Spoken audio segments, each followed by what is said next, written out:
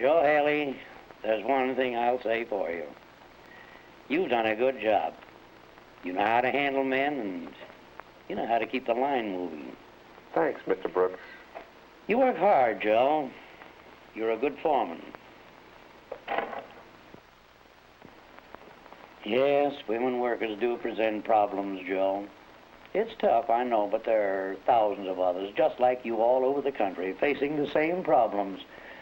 Pretty generally, you'll all find about the same answers. Well, I know most of the answers as far as the men are concerned. Well, I think we can say that the broad principles involved in the supervision of men apply equally well in the case of women. That ain't what I learned about women. There are some new and different problems, Joe. I'll admit that. Women scare me. At least, they do in a factory. Well, maybe the women are scared too, Joe.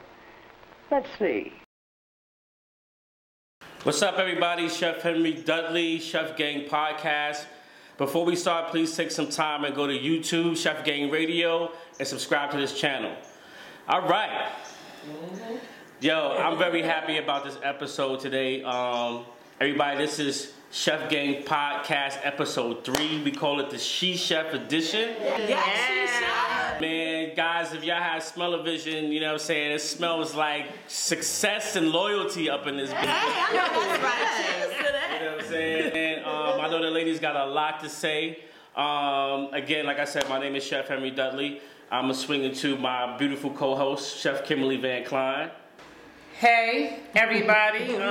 This has been long waited. We've been talking about this for a minute, so I'm glad to have the ladies speak up for a change. So we have guest Alexis, Basket Treats, Bougie Balloons, Dessert Junkies in the building. Yeah. We have the infamous TV chef, traveling chef, retreat, you name it, she does it, Chef Jamie G in the building. Hey. And we have our other bonus chef in the house. Miss Reese, who is known for her crab pies. Hey. Yes. So welcome, ladies. Welcome. Yeah. So what's up? Everything. Okay. Everything, right? Everything. We also got my man, Chef Aaron, in the building. Oh, yeah, we Mr. can't forget Gadsing's that. in the building. Yeah, he's like, went right over He's here. sitting there today. So let's get to it. Before we really get to it, you know what I'm saying? It is March 15th today. It's March 15th today. We just want to give a shout out to everybody. You know, there's a lot going on in the world today with this coronavirus hitting the United States. So just make sure you stay safe, love on your families, and number one priority is be healthy out there. All right. So this episode is kind of near and dear to my heart for a number of reasons, but for the most part, you know, as you can see, I'm not a she chef, right? However, throughout my travels and throughout my career, I've come across a lot of female chefs. And when I listen to some of the stories that you guys had just in common conversation, there's a lot of things that I didn't know that was going on, a lot of things I haven't seen because I haven't had that same experience. You understand what I'm saying? I don't have issues with females in the kitchen and all that other stuff. Two of my mentors in the industry were female chefs.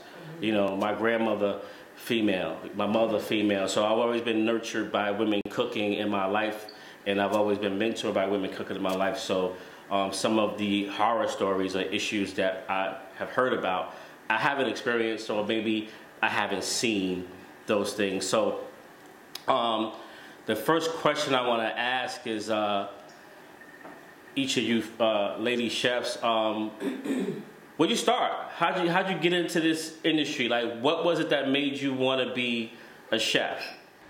You want to start? Who wants to go first? So the question is, how'd you get started? What made you want to be a chef? Well, I am your traditional dessert chef. I got started 11 years ago. I was a stay-at-home mom because my daughter was born at 1 pound 4 ounces, and I was just tired of just being at home. So I decided to do something different, and that's when I started baking. That's when Basket Treats by Alexis Treats was developed in 2009. So when you started, what kind of did you have any struggles based off the fact that you were a female trying to break into the business? Yeah, pretty much. For the most part, it's very competitive out here. Not so much for women against one another, but for some reason, I feel that a lot of male chefs tend to, or counterparts tend to shun us away because I feel it's a little intimidation because we have a certain eye for certain things that they might not have, and vice versa. But we don't. I feel that we don't get the shot that most male chefs get. If I'm saying that correctly. Chef Jamie, how you feel about that? So, What's your take on it? I feel a couple ways. The first thing is getting back to your original question. I started cooking. I've been cooking since I was 9 years old. And I just used to find stuff around the house, and I learned to cook from my father, which is kind of unusual because most people learn from their mom. But I got into real life catering because in college my house was the party house, so everybody came to my house and ate, and I cooked everything. And we used to go, and I'm not gonna say steal. Back in the start. I'm not gonna say steal, but we used to borrow things from the grocery store. We used to borrow things from the grocery store. I mean, we were college students, and we used to cook everything. And They loaned it. And they loaned it to. And I had paid them triple back by now the amount of stuff I buy, but. But people started saying, like, why don't you do this for a living? Like, why aren't you doing this? Like, why are you just doing it for us? I mean, it's cool, but why aren't you doing it? But I think getting to her point is that it's unusual. I think when men cook, people are like, oh, a man who can cook. Most people were nurtured by their mother through cooking, nurtured by their grandmother through cooking. So I think there's a little bit of dismissiveness, like, well, that's what you're supposed to do. But it's different on a professional level. Right. So it's like, oh, well, you're a woman, of course you can cook something. You know, of course you cook for your kids, of course you whatever. But then when they see that switch, like, yeah, I can cook, but I can run this whole kitchen. But I can also take what you cooked up a notch because, like you said, I see things in a different light. I want to see things beautiful. You know, women, we care about our makeup, our hair, our this, our that.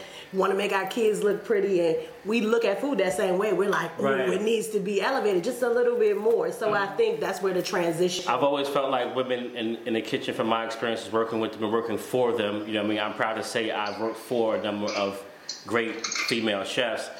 Their eye is different. The attention to detail is different. You know, me and Kim have conversations. She's seen me through the years and going into different restaurant situations. Like, anytime I get a female chef to apply for a job, I'm always like, come here, sit down. Because, and no, the reason is because, you know, I always look at it from a standpoint of they're going to always want to make everything that much better. They're going to always, the kitchen's always going to be that much cleaner. And if she has the right, you know, presence and so forth and so on, like, everybody's going to respect her. We as women, we eat with our eyes also. Right. Oh, everybody. Yeah. I can't put anything up to my mouth if it's not beautiful. Right. It has to be beautiful before I can put it to my mouth. Pause. I didn't want to pause, but I'm glad you did. But it was need to be a pause on that. All right, so I started cooking when I was like, probably as early as 4 years old. My grandmother was like, when I say the bomb, like, we were the house, something like your house, and it was where you came to eat, and fellowship, and be with the family, and you know, I grew up on Sunday dinners every single Sunday, like soul food, like we grew up like that, like literally, like food all on the table, everybody sitting there having a good time, and I remember, I told a story probably in the last episode that I could see this white lady in my living room on the wall, and I was like, what is this? Who is this? And this was actually the lady that she used to work for. And she was a British actress, that we know by the name of Margot Graham. She traveled the world with her. So even though she could cook Southern cooking, she could cook French cooking because she traveled so much. But my grandmother, like, I feel like that was, you know, she was born to cook. Like, nothing she ever made did not taste good. It was to the point where my grandfather had breakfast every single morning, a lunch bag, brown paper bag, ready to go to work. And when he came home, we had dinner. And so, you know, at the age of like 4 and 5, I'm helping her out in the kitchen. And I'm helping her, and what's this and what's that. So, I mean, I was probably cooking full meals by age 11. Oh, wow. You know what I'm saying? And so it's funny because, like you said, we are very detail oriented, and you know everything has to be pretty and it has to look a certain way. You know, we're always trying to put that extra finesse on it and stuff like that. And I think where men, it's an issue because I always say this: we cook from love. Yeah. They cook from ego. I wouldn't call it ego. I would call it survival. I was gonna say functionality. We go functionality, survival mode. Okay. Our ego comes into play because we have to be very, very competitive with each other. Yeah. You understand what I'm saying? Like, you know, one of Anthony Bourdain's quotes he always said, I'm a fanatic. That's my dude, just so you know. He said, this industry breeds assholes. It does. You know, from some say so. You in order to work, and men and women, in order to work in this industry, you have to have a certain degree of asshole in you. Yeah. Because you have to walk around, you have to be guarded, you have to make sure. Because everybody is like, yo, I can do it better than him or her, and I can't wait to take their spot. And especially if you have people that work for you. Right. Yeah, that's what comes into play. So that's another topic. I ain't gonna front. The first female, I want to quote unquote executive chef that I've ever experienced in my life. I was a kid, and it was, what's the lady? Julia Childs. Oh, here we go. You know what I'm saying? That's the first time I've ever really seen someone, whether male or female, on TV really kind of putting things together and so forth and so on. She had the weird voice and all that crazy shit, but I respected that. Then fast forward, you have the Leah Chases.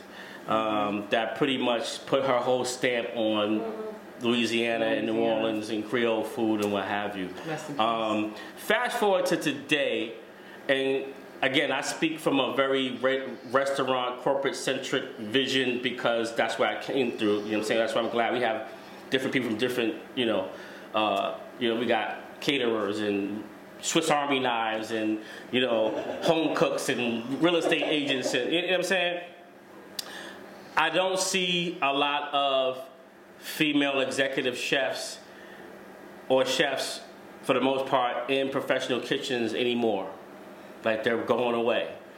And I see them more transcending into food trucks and catering businesses. And they're doing their own thing. Right. They're doing their own thing a little bit more than, the standard professional path. Yeah.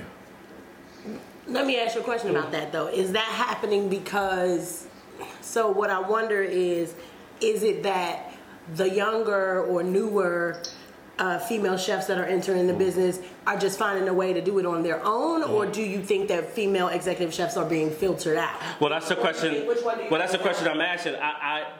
I can't say that they're being filtered out, or maybe so. The ones I see now are it's a character thing. Either they have to be they're a little bit more harder and more driven. And do you understand what I'm saying? A lot of female chefs I see are representative of the LGBTQ community. Don't see a lot of, especially Black African American female chefs running kitchens. I see them more doing their own thing. And in general, like, there's so much, the entrepreneurial thing Right. in cooking and real estate and whatever is so big. So we just kind of, I feel like a lot of females probably come to it like, yeah, I can do this. I'll just, all right, forget it. I'll just do this, this, and this, and kind of making our own rules, you know? Finding creative ways to still get success and run your family and run your businesses. And then people So- talk about doing side hustles and all. So is that trying to balance? Is that having issues within the professional realm? I think it's still a very real thing. I think it's a very, very real thing right now to, first of all, be an executive chef as a woman. So let's say if the percentage is 30 just for that, then you add the Black on top of that. Now we talking about 10%. You know what I mean? Like, it's still a very real racist and also sexist industry of, like, one thing I always say, Aaron knows, I'm like, can't nobody cry in this kitchen. I'm a woman. If I don't cry, you can't cry. Right. You know what I mean? But they feel like men and people in the industry in general, just like when it comes to running this country, they feel like we're gonna fall apart. If I shed a tear, that means I'm about to go harder. That don't mean I'm about to fall apart, but that's how we're still viewed in that way. So when you think about percentage-wise, like I said, just a female period is at like a 30% of 100% male executive chefs. So a black female, because now she's already a female, but now you got all this other stuff that she angry because, like you said, chefs are assholes. No, I'm an asshole because I'm a chef, not because I'm an angry black woman. Like, you know, like I'm angry because you playing and you're not doing it properly. I'm angry because the ticket times are too long. These are the things that I'm angry about, not because I'm an angry black woman. Like, I'm fine when I leave here, but you add all of that, and now we down to 10%. So of course you don't see us. So in terms of sexism, we spoke about that. Like, what experiences have you had in the industry that you feel, you know, were related to sexism? So for me, like you was a chef, like that was your first thing that you ever really got into outside of music. You became a chef like right away. So being a chef professionally was my second career. I could always cook, but I was in Verizon for like 15 years.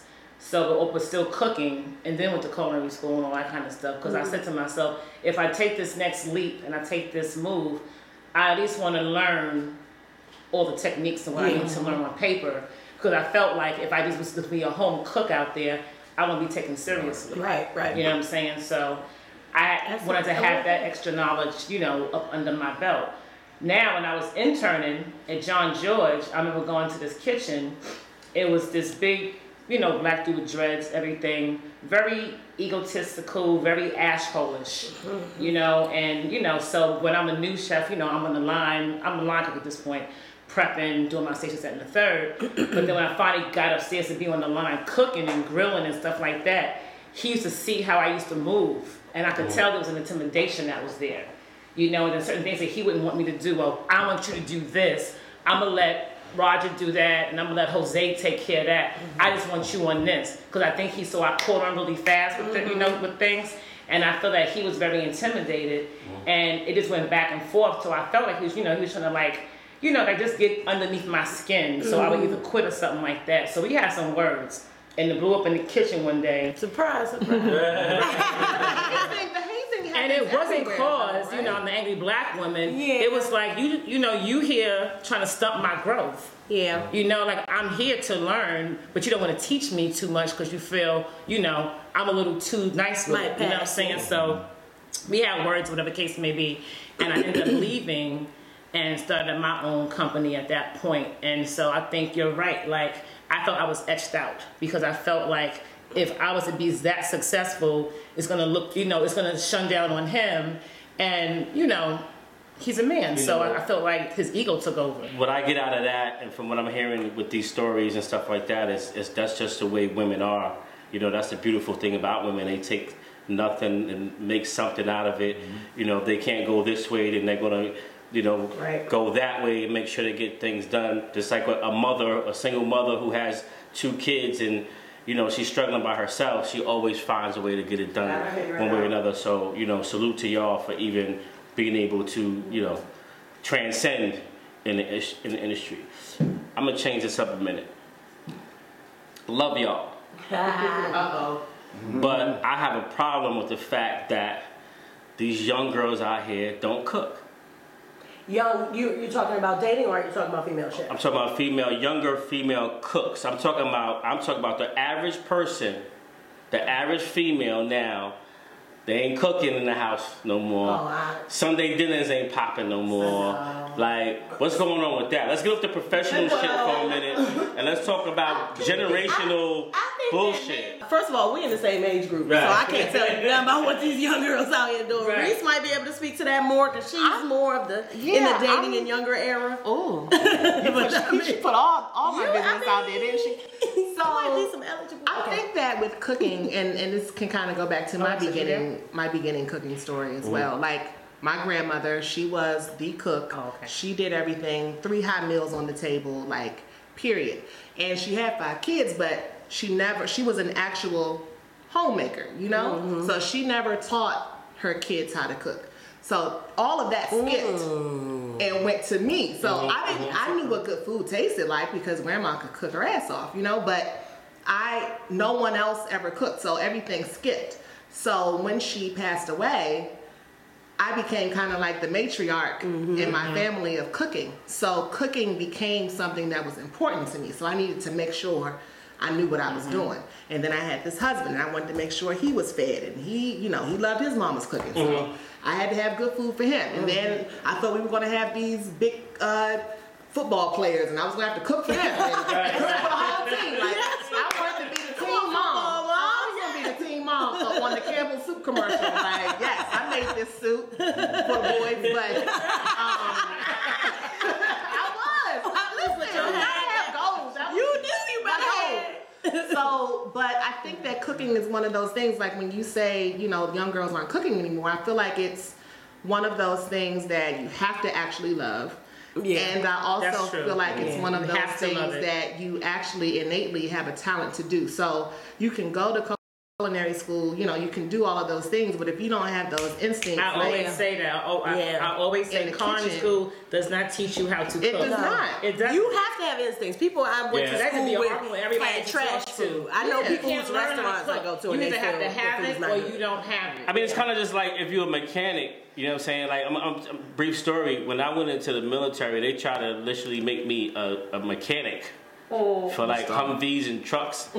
I don't know shit about fixing no cars. You know what I'm saying? Like I could change a tire if I need to, and maybe get underneath there and change some oil if it get really bad. You know what I'm saying? But she'll tell you, I'll pay somebody to do it in a minute. Hello? But you know what I'm saying?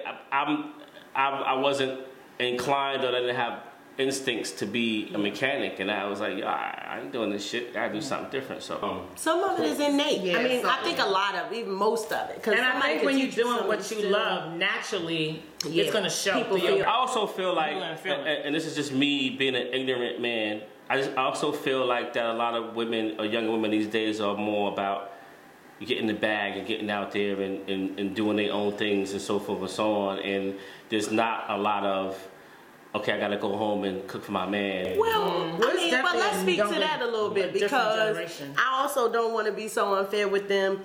Do I feel like they should be, you know, cooking and homemaking and stuff like that? Yes, because that's what I did, that's what we did, that's what we know. There's also the portion of some of these men they're dating, the men are lazy, so they can't. They don't have their bag is not secured. As a younger person, when you think we were growing up, our moms and grandmas, the bag was secured. I didn't have to worry about this house. I didn't have to worry about how the lights was going to be on. I didn't have to worry about my car. I didn't have to worry about any of that. So what I could do was focus on taking care of you all in this way.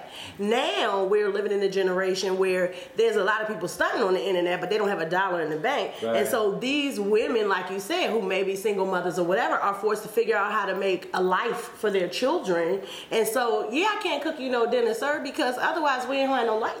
Yeah, Convenience is a big thing too, which is why people are ordering food prep from us. You know, they they want to be able to grab and go, heat it up, plug and play, so they don't even have to think about this.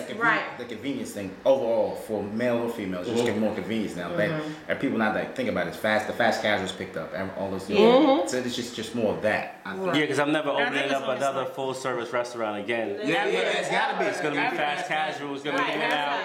And real quick, Corona lock-ins, y'all can get food from any of us. Like, word up. Hit us up. As long as we got y'all gotta go to the grocery store so we can buy the ingredients. You ain't gotta go nowhere. Y'all do realize y'all was looking at the mic, right? I'm just joking. I was looking at my phone. Talking about coronavirus, right? They were saying, just talking about how all the service employees have now, they're getting hit in the pockets for gratuity. Yes. Oh, absolutely. Yeah. Yeah. It's crazy. The state of what's going on right now, and like we're all here live, and we're fine. We're fine, and we're trying to be fine and keep a good face. But I got a question I want to propose. And I don't know if any of you ladies went through it, or Alexis, if you went through it. I think Alexis, you did go through it, but the competition with women out there. I'm sure there's some stories. I'm gonna be honest with you. And we said we ain't saying no names, but there is the competition I've endured have been men who own me coming into the restaurant industry, men who I thought I admired and went to like, hey, I would love to do an apprenticeship under you or this or that, who basically told me like, nah, you ain't gonna steal my recipes. And I had to be like, sir, you have chicken wings. Everybody stole that recipe. Like, let's be clear. But most of what I have encountered as far as women are concerned have been camaraderie. Most women that I have met, I have had a friendship with. We have shared stories. The only time I've ever had an issue with another woman in the kitchen is when I was their supervisor. And then they felt some pushback, like, you know, like they could kind of say what they want to say or whatever, and I had to do that. That's the only time. So you were the first person that was a woman that I cooked with that there was no competition with. Facts. Oh, well, right? Facts. No. I mean, No, it's true. When I was in New York, I used to look up to this girl. She went to CIA. No name drops. This, that, and the third, blah, blah, blah, blah. I won't say no names. I won't say no names. You know, but she went to CIA. You know, that's like the Harvard of cooking school. Yeah. You know, and you thinking, you know, you the bomb. You go to school, this, and the third. And this was a true testimony. School cannot teach you how to cook. Yeah. Because this girl could not really cook. But she had the presence. She had the drive. She went to the biggest school. So she was landing like these executive chef jobs all over Manhattan, right? So I was, I looked up to her. I said, I was in culinary school and I met her through a friend of mine and I said, I want to mentor behind you. You know what I'm saying? So that's me trying to have the sisterhood. And we help each other, two black women in the same thing in a male-dominated field in the third. And it just became a whole competition thing. And I'm like, yo, sis, like, what's wrong? Like, I'm looking up to you. I'm giving you a compliment. I want you to teach me. But where's the competition? Right. But because I was a more social person. And I was getting more of the gigs. And this, that, and the third. So long story short, we tried to start our own company together. And this, that, and the third. And she was ended up, some of the money behind my back. Not being honest about the contracts. This, that, and the third. Fast forward. X'd her out. That's a long story, but X'd her out. I moved on. She moved on. Met another young lady, very big in the industry. And, she was doing things like way before I even thought about cooking. She was like maybe 10 years in when I met her. Younger girl though, but dope at what she does. And I had finally landed my first gig. I had did my whole board of my vision. I had Food Network up there. I had Oprah up there. I had $10,000 checks up there. I said, I want to land check. So I finally landed my first big gig with the Bronner Brothers Hair Show. So of course I want to bring all my people in. You know what I'm saying? This with 200 people is going to be a big event. I need your help. I need all hands on deck, whatever. And it just became this whole competition thing with her. And I just like, yo, what is the problem? You know what I'm saying? Like, she wanted me to come to the Hamptons and, all this stuff, and we would cook together. And I ain't gonna lie, but I could cook. You know what I'm saying? My food tastes good. She said, I ain't gonna lie, but I can cook. I can cook. Right, so who made the tater salad? Right. So now I noticed the little competition coming on when we're with this group of people in the Hamptons and this, that, and the third, and food was going around. I make my own this, and she do this, and her other friend to do this, and we all cooking our own things. And it was like, well, like you said, who made this dish? And I'm like, oh, that's me. Whatever, okay, but even I cook with you, you know what I'm saying? Yeah. It's still my profile, and that became to be a whole competition thing. And it's like, and I'm just like. The good news is that there is also a flip side to that. Because I can say, like, I was introduced to you before meeting you through Jamie, through an event that you all did, that thing in New York with that bomb-ass house with the, what I'm talking about? It was like a brunch thing. And she was sending me pictures throughout the thing, and she's like, let me tell you something, Kim can cook her ass off. Like, she's saying on the thing, like, yeah, I'm out here with Chef Kim, and she's the shit, and Yeah, but we feel the same way about each other, and that's why whenever I get a gig, I can count on her and she can count on me. Yeah. There's never been no competition ever. No, real talk. That's beautiful. Real talk, anytime we have some sort of like gig or something going on, I'm like, is Jamie coming? Because through our experiences, I've seen her go through these things. And I'm like, I know when Jamie come do her thing, and she get the fuck out. You know? she comes, she rock it, and then she move. Jamie's like, just have my liquor on deck. What you need to do, and we gonna rock this out, and we good. Man, y'all are really like informing me, because like I said, being an ignorant man, you know, there's a lot of stuff that I didn't understand, or maybe turned a blind eye to, not knowing that I did. So this is like educating me. You know what I'm saying? If you've seen me on any other episodes, I'm talking a whole lot more, but here I want to absorb a whole lot more. And I know that you guys have had a lot of different struggles and things like that. Do you guys feel the pressure as female chefs to compete and or prove yourself in the industry? For sure. You have to prove yourself off the top. I feel like that has been a greater trial than necessarily like sexism per se. Mm-hmm. Just proving the fact that I can do it. It's like, oh, well, have I ever, like, you know, people have said things to me like, have you ever done, I ain't gonna say the person's name, but the person was like, have you ever done a service for 50? And it was laughable to me. When I was tired and when in my sleep, like, you play with me. But I feel like it's this constant thing, like, where maybe that's where the saying came from. I can show you better than I can tell you, because you got to constantly show people that you can do something, because they automatically assume, like I said, that you just cooking Sunday dinner for your family. No, I can cook Sunday dinner for your family. I can also cook for Congress. Like, Sunday, Monday, you know, but Wednesday, Thursday, Saturday. So in any situation, when you're going into personally, I'm talking to you personally. When you're going into a situation, you know you're about to walk into a kitchen. And you know it's going to be a bunch of men in there and such and such. Like, how are you preparing mentally for that? First of all, I'm gangsta face to start. You'll see a giggle later, but when I first get in there, I'm like, yeah. So tell me what you've done before. Like, because I don't even want you to, I want to give you the don't try me from the beginning.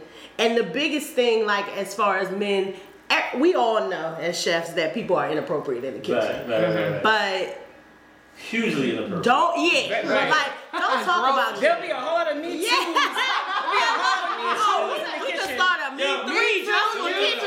If they start a me too movement in the kitchen, it would be called. Everybody it would be called me one. Everybody's going to jail. Y'all gonna ever eat nothing. Coronavirus would have shit on the house. Right. It would be called me one, because we were the ones who started the abuse. The kitchen started the abuse. Me. Right. Me, just me. Starting me one. Right. Like, exactly. So just shutting down the inappropriateness. You know what I'm saying? Like, that's for them. Don't do that with me. Like, don't talk about your dick to me. Don't talk about, don't say meet me in the walk-in. Don't say hot behind, like, unless you actually got something hot behind me. Like, stuff like that. Like, no, eggplant on the menu. Don't mention it. Do you need more sausage over there? Well done. Pause. Yeah, that's your life, but you happy to see me. We ain't Now, doing nothing. I get totally what you're saying.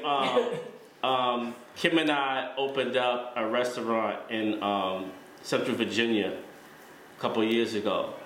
And it was kind of the first time she had ever really seen me in the kitchen, like in an actual kitchen. Like, so she had to look at me like, God damn, what the fuck? This guy's crazy.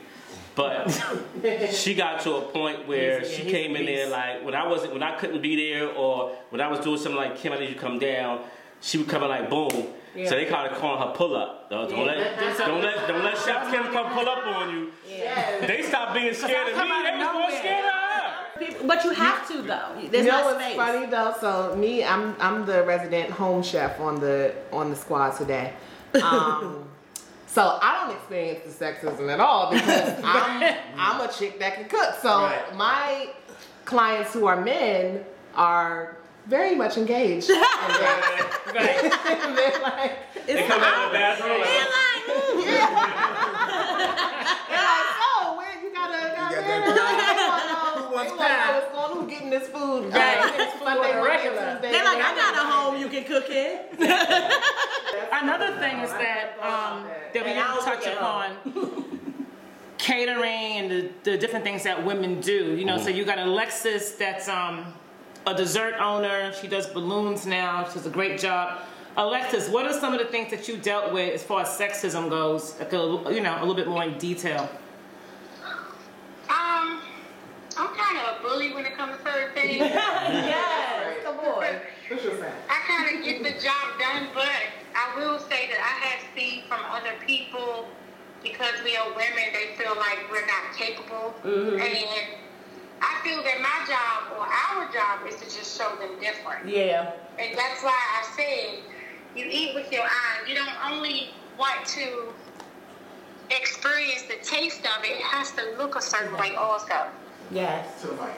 You know, and so this is where Basket Treats by Alexis Treats, which was birthed.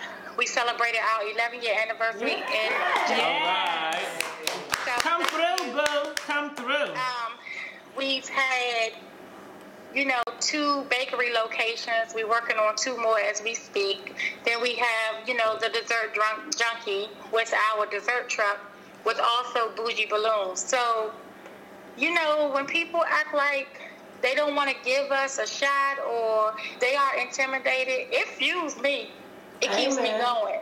Most And definitely. so what I try to do is elevate everything to the 10th power. Right. And make sure it comes out, amazing. So that's our job. I want to stop all this They try to business. bully us financially too. I was just about to ask that question about compensation. Because a man won't stand in front of another man and say, oh, I don't want to pay $20 for that. I want to pay $15 for it. Oh, why is it so much? Because they'll feel their ego talking to another man. They don't want another man to feel like they don't have it. Right. With a woman though, they'll be quick to be like, oh, well, why is it that much? Right. Well, why is it? Oh, you Because can't that do it goes for. back to because you can't do it for them. You're right, but you're supposed to cook anyway. Oh, that's This is true. what you do. Except was I supposed to spend all those hours doing it for you and making all your customers happy? The funny thing is that when I was doing a lot of private chef work, and I was going for these big time gigs, like for role players and NBA. Alexis, Just turn it down a little bit. you be making too much noise. I'm trying to silence the Oh, don't you I mean, it sounds competition. That competition is black on black pride. But what I realized, a lot of the chefs that were men going for these same job opportunities for NBA baseball players, they was getting them jobs with no problem. And I mean, it don't matter if they was black, Hispanic, whatever. Just because they was a man, they were getting top dollar. Yep. The issue I would come across is because as a woman, not only am I a woman, I think I'm fairly attractive. Yeah. So I'm attractive. So now you got the ball players. Very And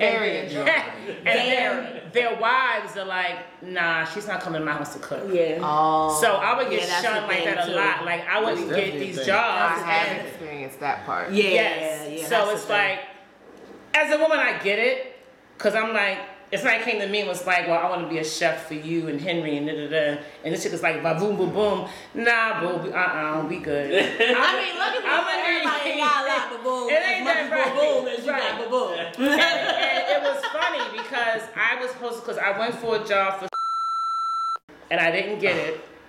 And then, Be glad you didn't get that job. You see Right. that I thought we wasn't Right. saying no name. oh, sorry. You gotta bleep that I did out. that out. Sorry. Anyway, My phone. down the road, the chef that he did have that was a woman ended up dealing with him. Yeah. So, I get the stigma with all of that. Yeah. But at the end of the day, it took money out of my pocket. But somebody like that gonna deal It's with a money their on my nail pocket. tech. They They get Right. everybody. They the babysitter, they whatever. Yeah. But that's a part of it too. Yeah, but also, you're right. Like, I feel like when I put my price out there, here's my price point, that's just my price. You know, and the more we expose ourselves, or we do these TV shows, or you put your name out there, or you know, you be on different reality shows, and the third, a price tag comes with that. Absolutely. Like, and I feel on sometimes, like, I get a lot of DMs. Oh, can you do a gig for me for 150 people? I got $30 a person. No, boo, no. No, I can't. But I wish you well. Right, and I used to never say this. I would say, you need to Google me. Please. Because I'm not doing that. Like, and when you Google me, you'll see why. You know what I'm saying? And that's not to be cocky, but it's like, I think people, if you don't know your own value and your own worth, they'll just want to pay you what they want to pay you. Well, let's just break it down for people who don't understand the industry, because I think this also is a problem. People don't understand the price point, and they think, okay, well, just because you've been on TV, what does that mean? Or just because you've done this, what does it mean? This is what people need to know. That tell them, James. There is experience that you get from doing a show. There's an experience you get from doing an event of over 500 people. There's a certain experience you get that levels your technical skill up from being in certain positions and places. So it's not just that I appeared on TV, it's that I had to learn how to make that situation work differently, and I had to learn how to service them differently. And so each one of these things that I do, I learn a different way of service. I learn a different amount of experience. I learned that this doesn't work. Oh, I should do this if it's a short period of time. And keep in mind, and they're losing they're not all of that. calling everybody to come on TV. They're calling a select few of people, and there's not a whole lot of women black chefs out here. As you can see, we be on the same shows back to back to back to back. You know what I'm saying? But you see a whole lot more men on them shows versus women. And customers and clients are looking at the finished product. They're looking at the plate with the this and the that. They're not looking at all that sweat equity. They're not looking at how you got there. Hours and hours and hours and hours. And failed things. Don't forget the things that failed that you had to redo because you're finessing them and figuring out the best way to do them. That's like, it's like schooling. Right. You know what I mean? Absolutely. So if you come with a PhD to a government agency, they're gonna pay you more than if you come with the elementary school education. Well, I'm just saying, the point is that that's a child prodigy. But the point is that I want you to respect my hours like you respect that PhD. Yeah. So put some stank on my number, nigga. Right. Period. Oh, I can't say nigga. It's need. We saying nakers. We saying nakers now. So I just love that whole segment and what you guys were talking about. But one thing that we kept talking about, you kept mentioning, was TV. Yeah. We want to talk about TV for a minute. Again, like I said earlier, my first experience with a female chef on TV was Julia Child. That was mine too. Then we matriculated into other things, and then there was, the couple that we ain't gonna talk about on TV. Ooh, the baby. Ooh, baby. Girl, you so sexy. We got different. Then we've had different women come and go. On the multicultural standpoint, a lot of we've had the Cat Coras and the. What's the last name? Garrett Shelley. Alex. I love her. She was my judge when I was on Be Bobby Flay. Right. So again, Kimberly was on Food Network, Big Bobby Flay shows, different TV shows. I was on Restaurant Battle with Shay. Jamie's been on multiple shows, multiple platforms. Guys, grocery games. She beat his ass. Yeah. But that's the thing. Facebook. People out here making money. People making money. And we also talked about, the lack of cooking from younger, females or whatever. So let's tie all that in. The question I want to ask is, from a black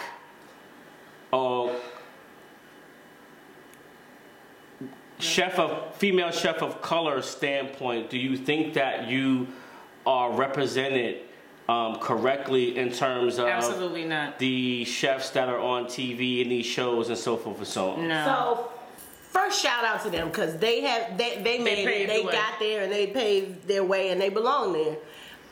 The issue is this.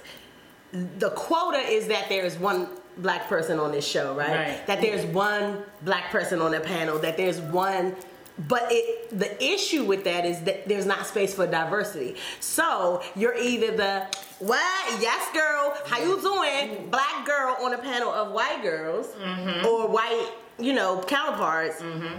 There's never a, how you doing? And a skater black girl. Right. There's never a, this. I've never snapped my finger before in my life. Me and unless I'm playing. You sure about that? Unless I'm playing, and I'm not, again, we don't say names, but I have been asked to do that. I've been asked to call somebody girlfriend. And I literally said to them, I don't call my girlfriend's girlfriend. Right. So I'm not going to say girlfriend for the sensation of your audience. I'm not. And so the issue becomes, if there's only one slot for us, it has to be a satire. Because now they feel, because of the way they see us, that we're not represented. Because they think that there are not a lot of black girls that speak correct English or went to college or act in a certain way. It's like either you're this girlfriend from around the way, or you're not black. And if you're not girlfriend, then she bougie. She thinks she they feel that a person like that doesn't represent. We say that about us. Like, exactly. And they feel like that person doesn't represent the masses of black people because they don't really understand us like they claim to. And that's the biggest issue. So I think that it's great, the people who are there and the people who have their own shows, that's a little different. Some of them have the space to be more of who they are. But when you look at these panels, it's one of us, and that one has to be this boisterous, get attention, and that's not who I am. So I mean, I get attention, and I am loud, but not in that way. And me hearing your story, it brought me to what happened to me when I was in LA when I auditioned for. God bless us. We got a lot. You don't know how not to say people's names. Keep it moving. Come on with it. Come on. Flavor. Shameless. This episode was brought to you by Shameless. Brought to you by Shameless. Shame on me. Shameless. Okay, so I went to audition for this show on Channel 7 back then. It's no longer on TV anymore. Anyway, so to your case in point, there were probably 4 black girls in the cast of like a bunch of like white women, right? And these are all not chefs. They're a mix of like food truck owners, home cooks, this and the third. It's a mixture of everybody. So me and this one black girl from Oakland, we clicked right away. So we really had a love of cooking. So we're there for the food and the diversity and to be creative. And the show producers came in and said, listen, we get that everybody can cook or likes to cook, but this is not what the show is about. It's about personality. And we were still like, so we mean personality, so I have to act a certain way. Well, you need to turn up the personality, and why does somebody want to watch you and on TV, and you got to be this. So it was a lot of quirky people that were getting selected for these different type of, to be contestants on these shows. And it was never about the cooking. No. And so that's what began, I think, to turn me off about the shows, because I was like, it's not about cooking. Like, I'm a true cook. Like, I love to cook. Like, that's my culture. That's my love. Like, that's my passion. So if I got to come up here and, be, yeah, girl, what's up, boo? Clap my hands. It's Gucci. I'm not doing all of that. I'm just not doing all of that. And so we got really pissed off about it and pretty much kind of like pulled out. You know what I'm saying? But then when the show went on and they picked the contestants, I'm looking at you, that's who y'all picked to represent us? I just want them to know that we're all of that. That's the part that bothers me so much. You pick the girls. We're skaters, we're girlfriends, we're this, we're hippies, we're everything. And that's the difference. I think that's one of the major differences between, because I'm learning. Like I said, I'm coming from an ignorant man chef, perspective. I'm learning that, for us as men, all we gotta do is be the chef. Word up. You know what I'm saying? All we gotta do is be the chef. The chef does, you know what I mean? The chef, me being the chef is bringing a paycheck home and taking care of the family. Me being the chef is, I get the opportunity to go manage a kitchen and manage men and women and so forth and so on. All I gotta do is be the chef. I don't have to be the chef and the nurturer and the this and the that. And when he comes home, he's not a chef, he's Henry. And it goes back I'm to still also chef. this whole thing we talked about, like doing your own thing. You know, Yeah. so now I can go to YouTube and here's my cooking page and come see me. You know, and I can be whoever I am on that page and in that space. Yeah, Right. it's a lot more platform. And Yeah. that's a huge Super blessing. dope. I mean, I guess one of the questions I have is, I hear all of the things that you guys are talking about. I hear everything that you've done, the things that you want to do. But my question is, what do you, and I say you, I mean female chefs, and specifically black female chefs, because that's what we're talking about here. We're talking about women of color. You know what I'm saying? The disenfranchised, and that's what It's who about I'm the going brown for. girls. The Yeah, the brown girls. girls. What do you need? What do you need as female chefs to feel more empowered in the industry? Not only from, male chefs or the industry itself, or from each other. Like, what do you need? So Alexis, I'm gonna let this go to you first, and then Jamie can go after that. Alexis, so you heard the question? Okay, no, I didn't hear it. I'm sorry. Okay, so Henry's question was, tell again. So my question is, as female chefs, what is it that you think that at this point in the industry, this point in time, that you need to become more empowered in the industry? To come together and stop being competitive. She said to come That's my together and take on stop being To come competitive. together and stop being competitive. When they say it's enough out here for everyone, it really is. Not a lie. It's a trillion It's the truth. Everyone will have their time to shine. Yep. And the thing about it is, with us, honestly, when we come together, we can shine together. But everyone doesn't view it that way. Yep. Facts.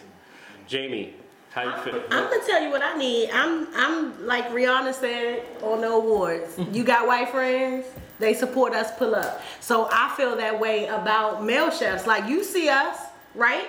You in the industry, if you have an opportunity to hire us, do it. If you have an opportunity to give us, To give work it with to us. us. Like, Right. do that. So what I need is for y'all to pull up with us. You know what I mean? I know y'all working on your own space, but pull up with us. You sitting next to your counterparts. If you the executive chef, or if you're the you're the executive sous chef, and you talking to your executive chef, and he's a white man, and he don't see what you see in us, then you need to tell him, hit him. Be like, look, I'm telling you, I know she could do it. Right. So what I think, like I said, I didn't have a lot of bad experiences with other women. I had bad experiences with other women, but not with that. But, I mostly, if we just keep helping each other and working unilaterally, that's the proper word. This Jameson. But if we continue to work with each other the way we've been working, we can rise together. What they say, when the water rises, the whole boat rises. Yep. And stop worrying about connecting with this person all the way up here, because you think they're gonna pull you up and make you, and they might. But And they might work not. with these people right here, who are your friends, who are doing the same thing, who are like-minded, who supporting the same way, Who's not hating on and you. let that creek rise, and then we all gonna rise together. Okay. I guess my last question, one of my favorite quotes is, I might not even say it right, but it's heavy is the head that wears the crown, Oh yeah, that's right? a thing. With that said, we could talk about a lot. I've asked the same question in the last two podcasts, because I'm doing that for a reason, because I want to get us to have certain type of dialogue. Female chef of color, you out here, you networking, you opening businesses, you're entrepreneurial, you are doing it right now. What's your responsibility to the chef culture now?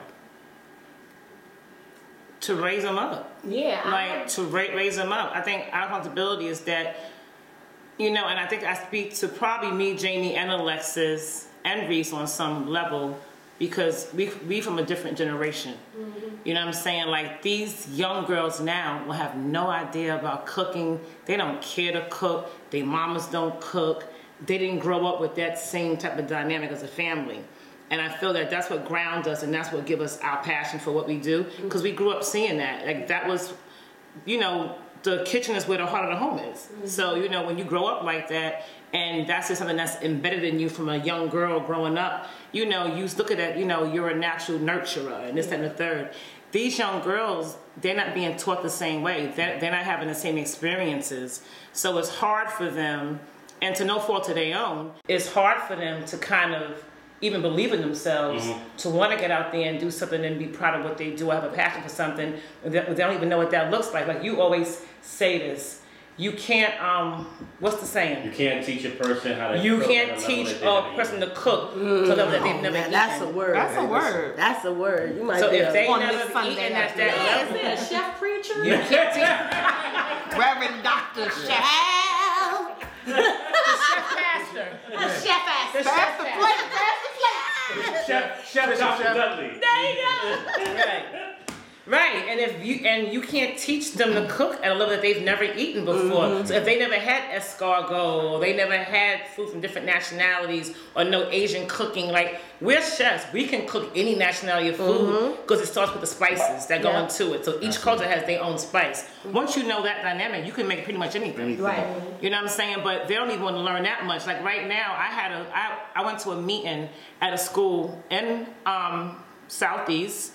They're having a real struggle with their culinary program. So I met with the chef there, and she's like, I just need ideas on how to help these kids. Like, they come in, they're not focused, they eat junk. She said that they have this thing that they take sausages and mash them up with sunflower seeds. Like little that's a pickled thing. sausages? Like pickled sausages, and they mash them up. I'm But like, they mash them up with... yeah, they eat it as a snack. Y'all need to mind y'all business. Y'all need to mind y'all business sometime. I love Yeah. it. And I was just like, what the buffoonery is that? And she says, exactly. And she says, we're trying to get them, trained to go into a competition, and there's just no drive. There's no sense of urgency. There's nothing. And can you come in and help us? You know what I'm saying? And even us starting our nonprofit, I already knew I'm not going to no high schools. Like, I'll probably end up in jail. So I'm going to stay on this side. You got to swear up. Because a lot of these students right now, it's just disrespectful across the board. And she was challenged with, like, if I tell them don't do something, it's like, you ain't my mother. Yeah. And then they start cursing them They out. mother ain't they mother, And then it's so. like, you can't even, really chastise them. You can't discipline them or nothing because they're going to call the cops. They're going to raise up on you. Right. Like, I can't be in that kind of environment. Right. You know what I'm saying? At this stage in my life. So it's going to be really hard for us to kind of pull these young girls up if they don't want to be lifted up. Got it. So, I mean, I feel like I just sat through a whole female chef masterclass. We got a couple of minutes left before we go. Just some last thoughts. Chef Jamie, I got 30 seconds. Well, honestly, I'm just teaching people purpose. I ain't even really focused on the food for them because I don't know what their purpose is. For me, I just try to show people through my life that if you follow your purpose, you can do anything. And you can touch people who ain't even interested in the same thing just by showing them that. So that's all I'm about is purpose. Find your purpose, find your drive, find all of that stuff.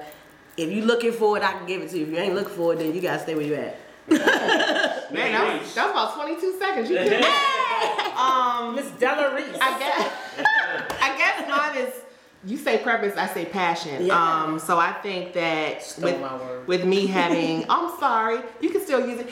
With me, passion is what has made me have some success as a home cook. I enjoy doing it. And honestly, one of the reasons why I have not really done it full-blown professionally is because I feel like I love it so much that if I turn it into profit, I'm not going to love it the same way, and my food is not going to taste the same because it's not going to be the same love in it. But there are people who have that passion. My little niecey Pooh, she's 3 years old, and she sees me cooking and chopping, and she's like, I want to do it.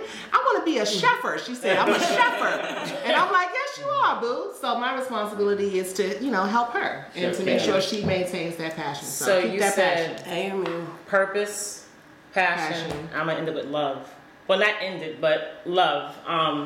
I feel if you don't have love in what you do, it's going to show. It's the same like if you say that you are with somebody that's your significant other and you love them. Love is an action. You're gonna see that by actions. So I feel when you love something, that's where the passion is driven from because your love of it. You know what I'm saying? So that's pretty much what I got. Like, you have to love what you do, and when you love what you do, the world will love it too. You know, the one thing I've always said to Kim a lot, we have conversations, I'm like, yo, I always see women networking and getting together and having networking events and doing this and doing that, you know, and they winning, you know, and men don't do that. We sit on our own porches by ourselves with our shotguns, daring somebody to come step through the gate, and we got to get off that. You understand what I'm saying? Especially in the chef industry, because there are other outside forces that are trying to do other things and keep us out of certain jobs and certain opportunities and so forth and so on.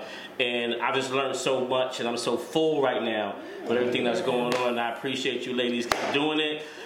Chef Gang Podcast, Chef Gang Radio, like we say, this is our kitchen, but you are always welcome. Peace out. Okay. Chef Kimberly Van Klein, Passion for the Palate on IG, Cook Healthy, Eat Fresh on IG, and both on Facebook, same thing, Chef Kim Van Klein, and Cook Healthy, Eat Fresh, and Passion for the Palate. Cool. Chef Aaron on IG is at Mr. Gatson, mr.gadson. So. Chef Jamie G on everything, JAMIE. G. G for gangster. She's a G. She's a G. And I am Mamapreneur. So that's all encompassing. MAMAPRENEUR on everything. And minding our own black business. Minding our black owned business. Cheers. Cheers. I love me some, y'all. Oh, you can give yours, boo. Chef Henry Dudley at Chef Henry Dudley on Instagram. ChefHenryDudley.com. VSU versus everybody. You heard? Yeah. Except MSU.